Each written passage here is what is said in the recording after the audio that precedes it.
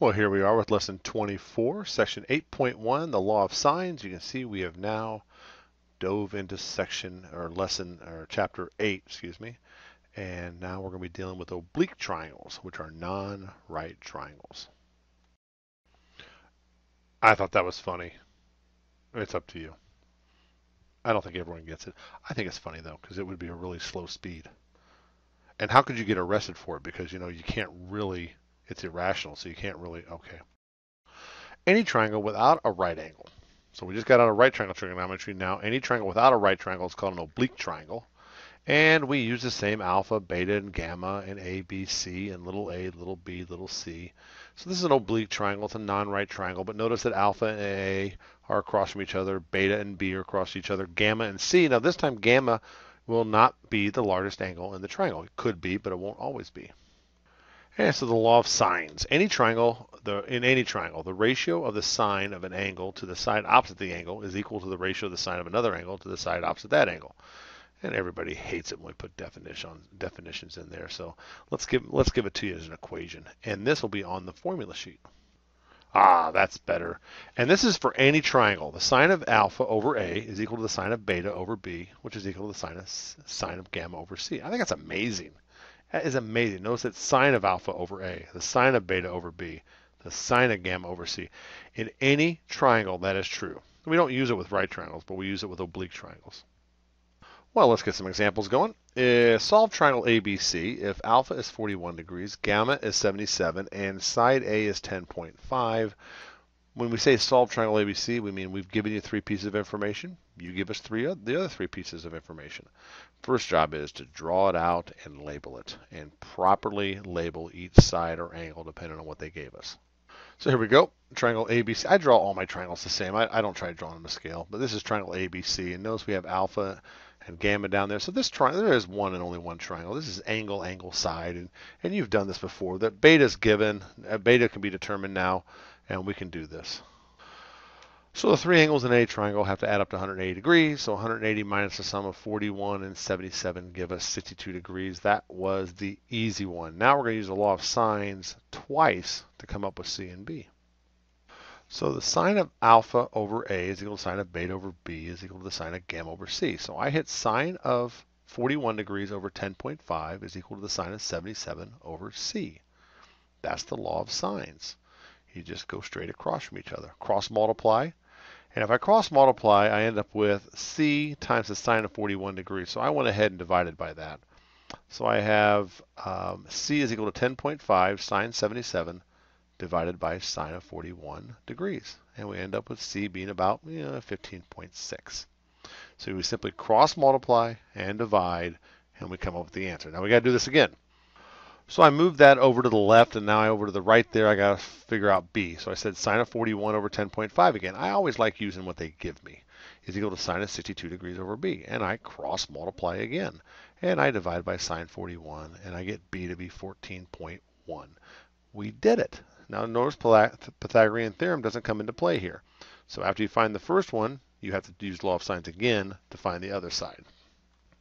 So you label it. Now look at that. Look at 41 degrees is across from the smallest side, 62 degrees is across from the middle side, and 77 degrees is across from the largest side, 15.6. And that's true in all triangles. The smallest angles are across from the smallest side, and the largest angles are across from the largest sides.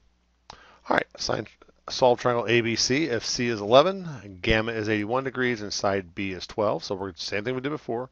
Draw an oblique triangle, label it ABC, put in the parts, and let's use law of sines to figure this out. Well, it looks like I've got 81 degrees across from 11, and I'm looking for an angle, and the only angle I can go after is beta. So we're going to end up using inverse sine here to find beta. So I set sine of 81 over 11 equal to the sine of beta over 12, and I cross multiply. Actually, I just multiplied both sides by 12 here. And I have sine beta is equal to 12 times sine of 81 degrees over 11. And I do that in my calculator. I get sine of beta equal 1.0775. And that sounds like a problem to me. And the problem is there is no angle whose sine is bigger than 1 or less than negative 1. That means there is no solution here. There is no triangle who has a C11, gamma 81, and side B is 12. Here, I'll show you. So this is what happened. This triangle doesn't work. If you lay down a 12 and you put down 81 degrees, you can't get there. No way. There is no side. 11 can't make it.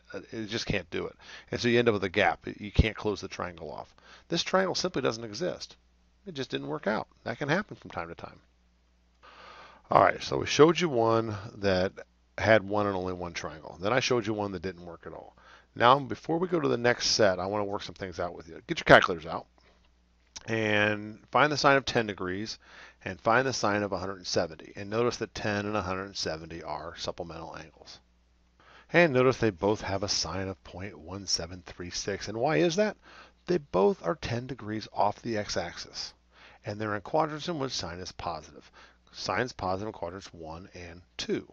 And they're both 10 degrees off the x-axis in quadrants 1 and 2. Therefore, they have the exact same value for sine. And notice something else. 10 degrees and 170 degrees are angles that could be in a triangle. Because again, the three angles add up to 180 degrees. And I realize 170 degrees would be a rather silly angle, but it can still be inside of a triangle. Notice the same thing happens with the sine of 80 degrees and the sine of 100 degrees. They both have the exact same value for sine, and they have to be supplementary.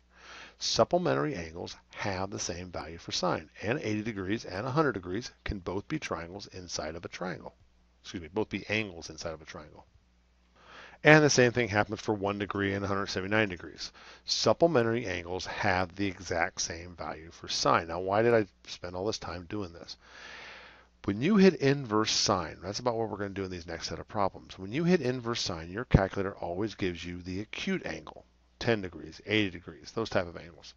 But in the back of your mind, you're like, now hold it. This might be an obtuse triangle. There might be an obtuse angle here. And that value for sine, before you hit inverse sine, that angle might be acute, it might be obtuse. Just because your calculator can only give you acute angles doesn't mean that angle might not also be obtuse. So the sine of supplementary angles are equivalent. So again, sine of 10 degrees and sine of 70 are exactly the same. Sine of 80, sine of 100 are exactly the same. All right, so my next set of slides, I'm going to talk about doing inverse sine and realizing that when you hit inverse sine, the angle might be obtuse, even though your calculator only gives you the acute angle. All right, solve for x, interval 0 to 2 pi. Now we've done this before. The sine of x is 0.3456. I want to find all angles between 0 and 2 pi that makes the true statement. And since sine is positive, you're going to find an angle in quadrant 1 and quadrant 2. And when you hit inverse sine of 0.3456, your calculator tells you 20.2 because that's all it can do. But hold it, sine is also positive in quadrant 2. So you use 20.2 as your reference angle, and you go find the angle in quadrant 2 that has a sine of 0.3456. And so I subtract 20.2 degrees from 180, and I get 159.8. 20.2 and 159.8 both have a sine of 0.3456. And they are both angles that can fit in a triangle. Now here I'm going to say it again. When you use inverse sine, you will always find two angles that fit that value for sine. The acute angle your calculator gives you, and then the obtuse angle that you're going to find by subtracting from 180, because supplementary angles have the same value for sine. Let's do one more. Find the values between 0 and 2 pi that make it a true statement, although because sine is positive here, we're only going to find angles in quadrants 1 and 2, two quadrants in which sine is positive. So we do the inverse sine and we get 81 degrees in our calculator, and then right away we subtract that from 180 because 81 is not only our answer, but it's also a reference angle. And I subtract 81 degrees from 180, I get 99 degrees. 81 degrees and 99 degrees both have a sine of 0.9876, and they are both angles that could be in a triangle. When you use inverse sine, you will always find two angles. The one your calculator gives you, and the one that's supplementary to it that you're going to have to find on your own. All right, I'm going to go over two slides here to talk about this. When you're given two sides and a non-inclusive angle, there may or may not be two possible triangles possible. I just used the word possible twice there. This is a triangle. This is an example of a triangle where there are two possibles. We give you alpha is 27 degrees, side B is 28, and side A is 16. Now, if you hark back to your geometry days, that's angle side side, which is not one of your congruency statements. And look, that side 16 can be in two different places, and it doesn't change the 27 degree angle, and it doesn't change the 28 the length 28 there for that side between A and C. 16 can be in two places. They are two totally different triangles with the same given information. And the reason for that was they gave us an angle and two sides. And that angle was not inclusive. It was not between the two given sides. And that's angle side side. And that is not one of your congruency statements back from your geometry days. We're going to talk more about this. Now here's an example though where we gave you angle side side, and there was one and only one. There is only one triangle that fits this, and that's because that 30 is so big. But yeah, 27 degrees for alpha, side B is 28, side A is 30. There is one and only one triangle. So between this slide and the previous slide, when we give you an angle and two sides, and that angle is not inclusive, it's not between the two sides. There could be two triangles, there might only be one triangle. And the reason for that is that's angle side side, and that was not one of your congruency statements from your geometry days. Let's review geometry. Oh, there's a lot going on here. Why does two sides and a non-inclusive angle lead to either two triangles or one? And this is the question I get all the time. How do you know if there's two triangles? So let's go back to geometry. You spent a lot of time proving triangles were congruent back in geometry. Or if you didn't take geometry, here we go. If we gave you three sides, there's one and only one triangles. If we gave you a side, two sides, and an inclusive angle, side, angle, side, there's one and only one triangle. If we gave you angle, angle, side, or angle, side, angle, there is one and only one triangle. Those were the congruency statements from your geometry days.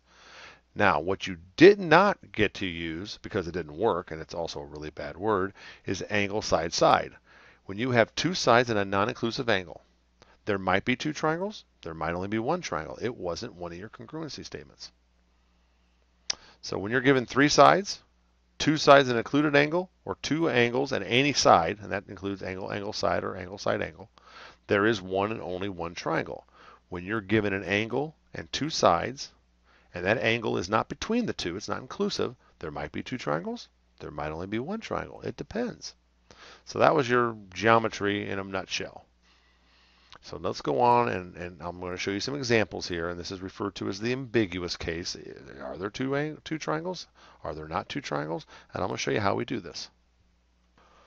So here's an example of angle side side. Gamma is 53, side A is 140, that's across from alpha, and side C is 115, that's across from gamma. So we're going to set up law of sines, and we're going to have to go after, it looks like we're going to have to go after alpha first. I'm going to say sine of 53 over 115 is equal to the sine of alpha over 140. That's all I can do. We can't go after beta.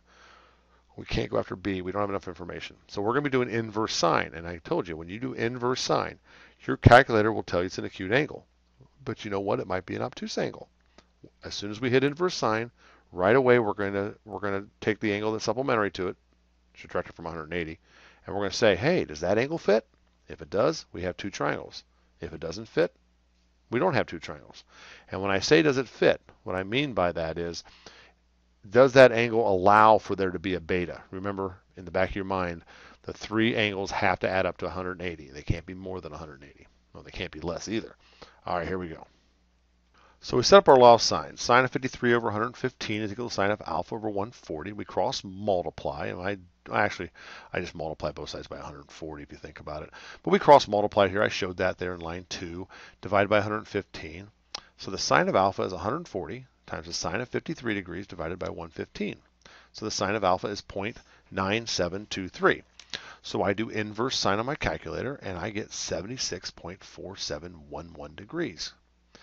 But sine is positive in quadrants 2 also. So I use 76.47 as my reference angle, and I subtract it from 180, and I get 103.5289 degrees. 103.5 and 76.5 both have a sine of 0.9723. And so now the acute angle always fits. If you put 76.5 up there and add it to 53, there's room for beta. It's the obtuse angle that I'm worried about. And so when I tried 103.5, lo and behold, there was room for beta. If you take 103.5 plus 53, I don't need to know exactly what it is, but there's room for beta. It's 156 degrees.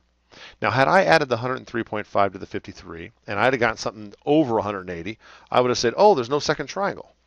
But because 103.5 and 53 add up to something less than 180, there is a second triangle. There are two triangles here. Now I didn't draw them to scale. I just draw them, the same triangle each time.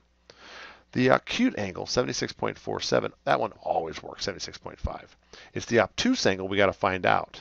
Does that leave enough room or does that not leave enough room for there to be a third angle? And in this case, look at that. It works. Now, once you decided there's two triangles, don't keep going back and forth. Just work one triangle out and then work the other triangle out. So I took 180 degrees minus 53 degrees plus 76.477. I'm being way too exact here. You really should be exact though. You should leave these angles in your calculator. Leave them in the memory. Store them. Write them out to a bunch of decimal places so we can be as accurate as possible. All right. So triangle one.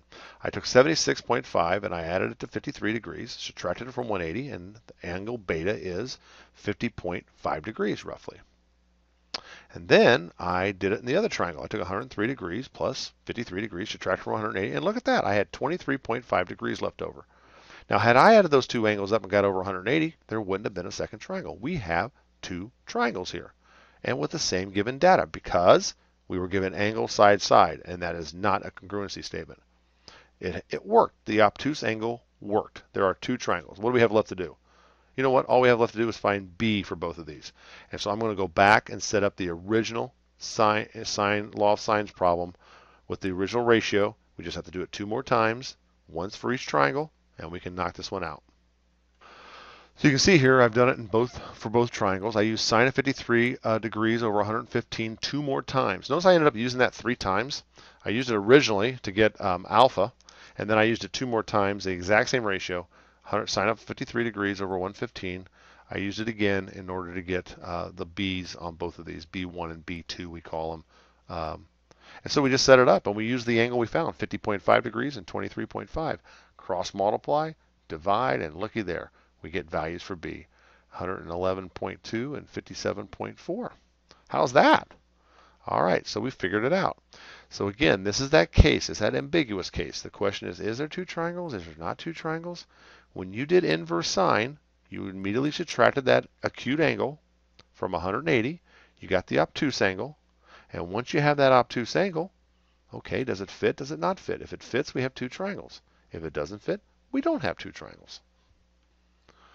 So you can see here we ended up with two triangles with the given data. This is a case where we ended up with two. And I'm just going to keep using, you can stare at it. But again, the key to this was when we hit inverse sine, we immediately subtracted that angle from 180.